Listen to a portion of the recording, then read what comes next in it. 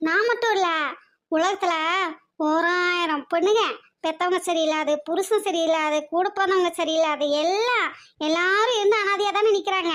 எல்லாத்து நிலைமையும் இப்படிதான் இருக்கு. நாளைக்கு நாளைக்கு உன் பொண்ணு இதே நிலைமைக்கு தான் வருவான். பெத்தவனே இந்த லட்சணம், இன்னைக்கு கட்டிக்கு போறவன் எந்த லட்சணமோ, அதுக்கு பிறக்கிறது எந்த லட்சணமோ, நல்ல வேலை கூட பிறந்ததுன்னு ஒண்ணு இல்லாம போச்சு. அப்புறம் எவனை நம்புவா அவ?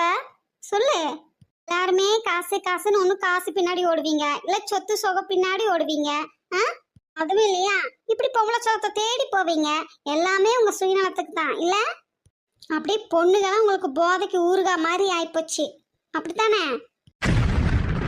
பணம் காசு சொத்து பொண்ணுன்னு இப்படி உங்களோட சுயநலத்துக்காக நீங்களாம் என்ன வேணா பண்ணுவீங்க. எவன் எக்கேடு கெட்டு நாசமா போனா என்ன ஆனா உங்களுக்கெல்லாம் என்ன? சொல்லு. உங்களுக்கு உங்க சந்தோஷம், உங்க நிம்மதி, நீங்க நல்லா என்ஜாய் பண்ணிட்டு ஜாலியா இருக்கணும், அதெல்லாம் தான் முக்கியம்.